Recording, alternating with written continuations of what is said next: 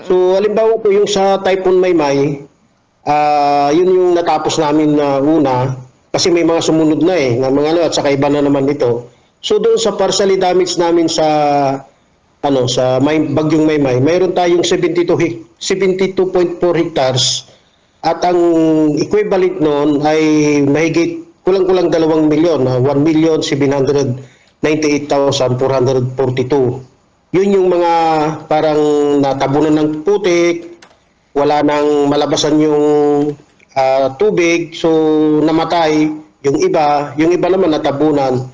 So yun yung mga yun yung mga naiulat namin. At may mga particular na barangay at talagang ito naman talaga yung mga barangay na talagang inaasahan din namin na maapektuhan dahil nasa mga lulaying sila at saka mga hilly area katulad ng Palapad, yan, ay sa may Tukok, sa Bulasi, sa Mangunan, dito sa may Timpragilig malapit sa poblasyon lang dahil mga mabababang lugar yan, sa may Likop Butaw, historically talagang ang mga ito, Likop Butaw, Timpragilig.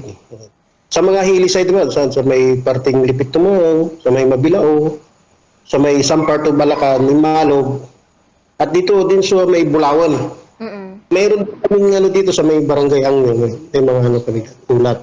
So ang total damage na namin, yung 49 hectares. So ito yung talagang damage as if yung farm lot niya talagang may total po na 2,223,514. So ito yung Bagyong Maymay. Pero may tuloy-tuloy pa kasi itong bagyo ngayon At saka bagat, kaya cumulative po yung namin, tuloy-tuloy din yung monitoring namin. Wala pa po kaming partial at saka total damage nitong mga sumunod na bagyo pa. Pero doon sa mga staff namin na may kanya-kanya silang area at barangay concern, tuloy-tuloy din po yung monitor namin. Okay po. Sir, dun sa mga na-mention po din yun na, ayun partially and totally damaged po. Ano po yun? Karamihan sir, mga pananim po ng mga palay and mga high-value crops po? Palay, ma'am. Yung high-value crops, very limited lang naman ang kasi wala naman kasing malakas na hangin.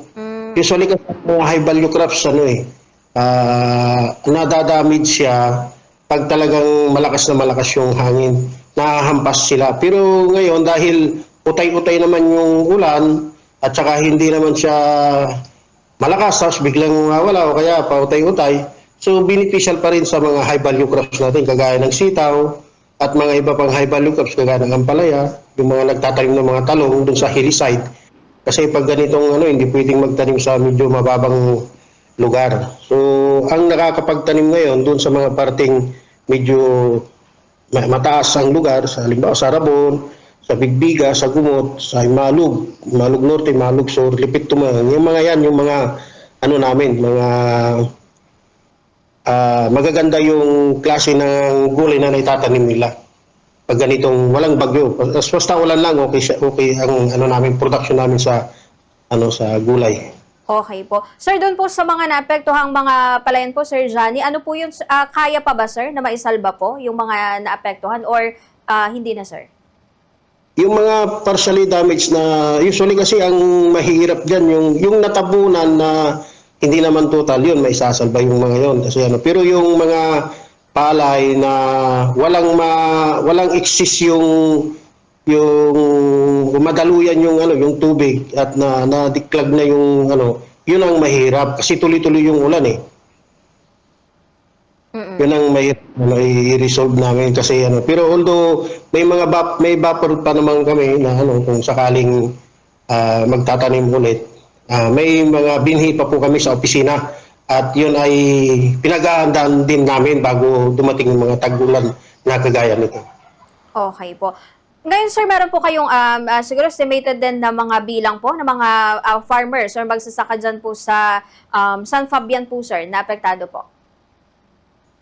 Wala pong ang kinukuha namin ma'am as of now yung area ng although mayroon din kaming data.